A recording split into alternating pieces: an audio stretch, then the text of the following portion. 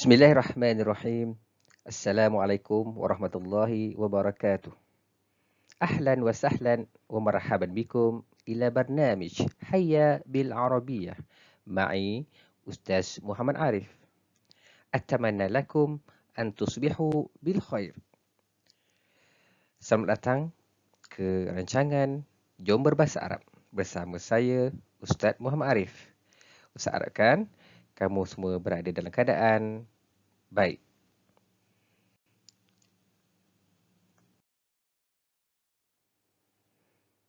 إن شاء الله كالمعتاد في هذه المرة سوف ندرس عن اسم الإشارة.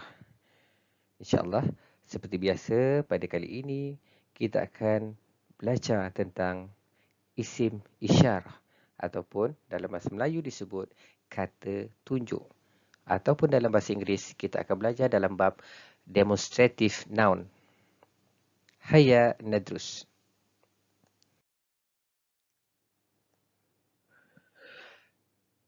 Ma huwa ismul isyarah? Apa dia isim isyarah? Ismul isyarah huwa ismul ladzi yadullu ala syai'. Isim isyarah ini iaitu kata tunjuk yang menunjukkan sesuatu. Jadi isim isyarah ini terbahagi kepada dua. Yang pertama lil qarib, yang kedua lil ba'id. Jadi isim isyarah lil qarib membawa maksud kata tunjuk untuk kita gunakan menunjukkan sesuatu yang dekat dengan kita. Manakala isim isyarah lil ba'id untuk kita menunjukkan sesuatu benda itu berada jauh daripada kita. Antara contoh-contoh isim isyarah lil qarib iaitu hadza dan hadhihi. Manakala contoh isim isyarah lil ba'id iaitu zalika dan tilka. Apa beza isim isyarah lil qarib, hadza dan hadhihi? Hadza dan hadhihi ini jika kita terjemahkan dalam bahasa Melayu membawa maksud ini. Beza dari segi penggunaannya, hadza ini kita gunakan untuk lelaki ataupun untuk perkataan-perkataan yang tidak ada ta marbutah di akhirnya.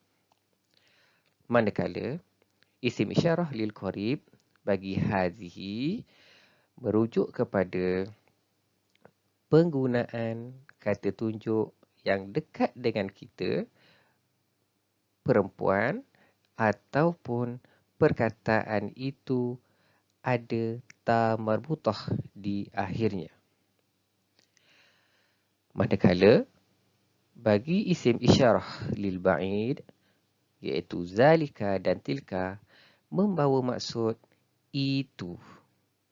Beza zalika dan tilka, zalika digunakan untuk menunjukkan sesuatu yang jauh dan untuk lelaki ataupun perkataan itu tidak ada ta marbutah di akhirnya. Manakala penggunaan tilka merujuk kepada perempuan ataupun perkataan-perkataan yang mempunyai ta marbutah di akhirnya. Nanti kita akan lihat contoh-contoh seterusnya.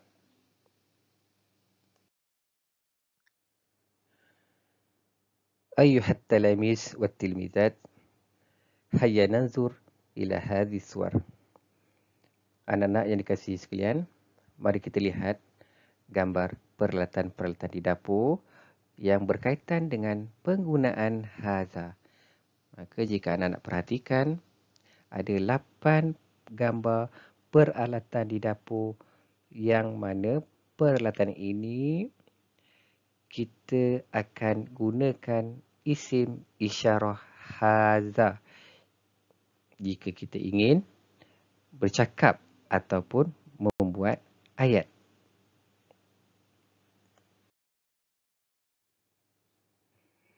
كما قلت لكم بعد قليل اسم إشارة هذا للكلمات التي لا تنتهي بالتاء المربوطة في آخرها.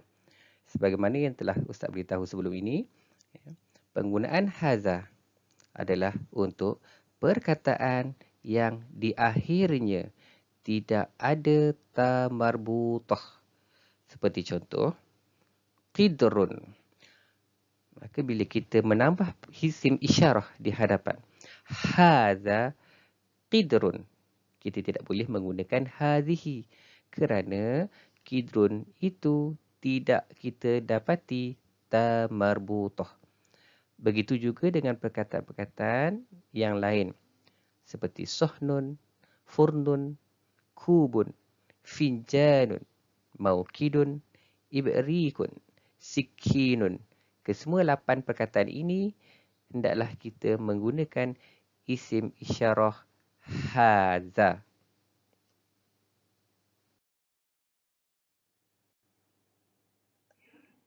Ini pula merupakan peralatan-peralatan di dapur yang mana kita menggunakan isim isyarah hadhihi kerana perkataan-perkataan bagi peralatan ini ada ta marbutah di akhirnya. Mari kita lihat contoh perkataan-perkataan bagi peralatan ini.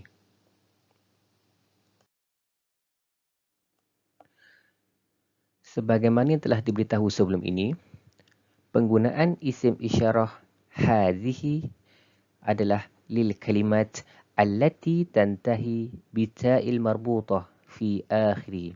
Adalah untuk perkataan-perkataan yang di akhirnya ada ta marbutah. Apa dia ta marbutah? Iaitulah ta yang diwarnakan dengan warna merah. Maka ada 5 perkataan di dalam tajuk fil matbakh yang menggunakan isim isyarah lil qarib, iaitu perkataan miklatun. Apa dia miklatun? Kuali. Jika kita ingin cakap ini kuali, maka kita kena gunakan isim isyarah hadhihi. Tidak boleh kita gunakan hadza miklatun. Kerana apa tak boleh menggunakan hadza? Kerana hadza adalah untuk perkataan yang tidak ada ta marbutah. Maka ayat yang betul hendaklah kita menggunakan hadhihi miklatun. Contoh yang lain, hadhihi mil'aqatun. Ini sudu. Syaukatun, garpu. Kita nak cakap ini garpu. Maka kita gunakan hadhihi syaukatun. Contoh yang lain, hadhihi mighrafatun. Hadhihi salajatun.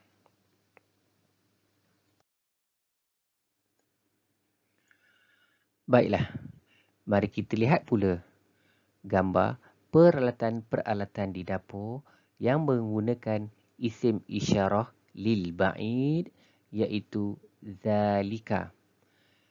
Anak-anak dah tahu maksud zalika. Zalika bermaksud itu. Kita gunakan zalika untuk menunjukkan sesuatu benda itu berada jauh daripada kita. Mari kita lihat pula contoh-contoh perkataan bagi peralatan-peralatan ini. Jadi anak-anak dah tahu penggunaan perkataan zalika adalah untuk perkataan la tantahi bita'il marbutah fi akhiriha. Ya, untuk perkataan yang tidak kita dapati ta marbutah di akhirnya. Jadi kita lihat perkataan kidrun tidak kita dapati ta marbutah. Maka kita boleh gunakan isim isyarah lil ba'id zalika. Contoh ayat, zalika qidrun. Itu periuk. Contoh yang lain, zalika sohnun. Itu pinggan. Kita tidak boleh menggunakan perkataan isim isyarah tilka sohnun. Kerana tilka hanya digunakan untuk perkataan-perkataan yang di akhirnya ada ta marbutah. Begitulah juga contoh-contoh yang lain. Boleh anak-anak praktikkan sendiri.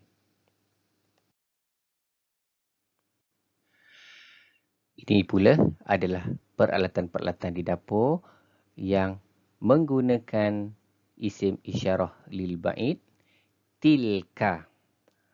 Sudah diberitahu tadi, tilka ini untuk perkataan-perkataan yang mempunyai ta marbutah di belakang. Kita menggunakan tilka untuk menunjukkan sesuatu benda itu berada jauh daripada kita. Maksud tilka adalah itu.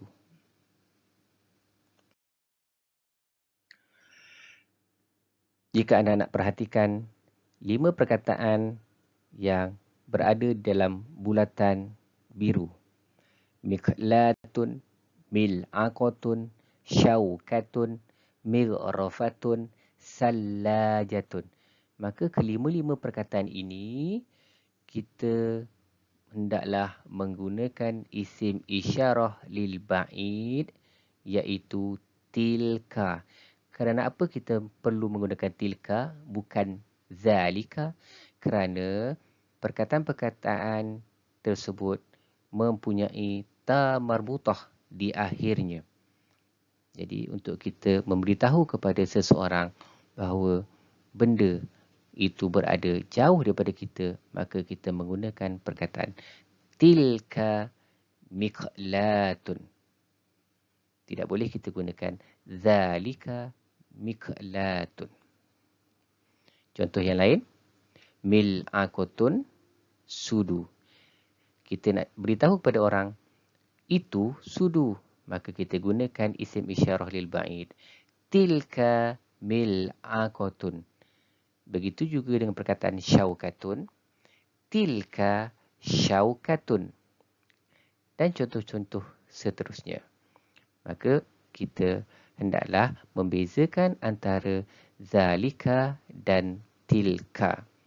Zalika untuk perkataan yang tidak ada ta marbutah di akhir, manakala tilka untuk perkataan yang mempunyai ta marbutah di akhirnya.